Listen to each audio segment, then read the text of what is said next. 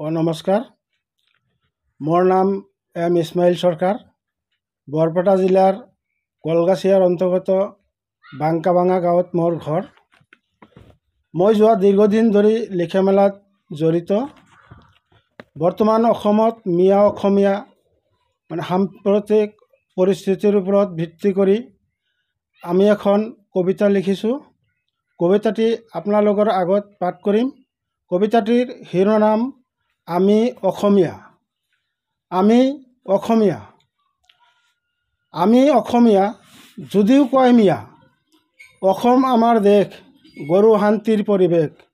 আমি লিখি দিছোঁ ভাষা অসমীয়া, কোনে কৈছে আমাক ক'বলৈ মিয়া।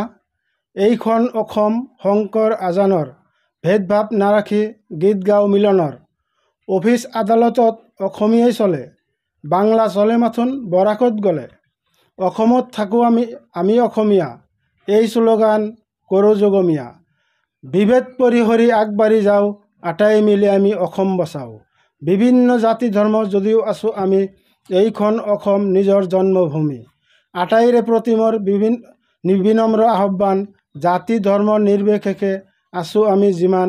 হিংসা বিদ্বেষ ভেদভাৱ কোনেও কৰিবৰ নাই, আহক আমি আটাইয়ে চলোঁ ভাই ভাই। ধন্যবাদ। এই চগতে মই আৰু এটি কবিতা আপোনালোকৰ আগত পাঠ কৰি আছোঁ। কবিতাৰ শিৰোনাম বৰপেটাৰ মান। বৰপেটাৰ মান। বৰপেটাবাসীলৈ মোৰ এটি ক্ষুদ্ৰ আহ্বান, জাতি ধৰ্ম নিৰ্বিশেষে আছোঁ আমি যিমান।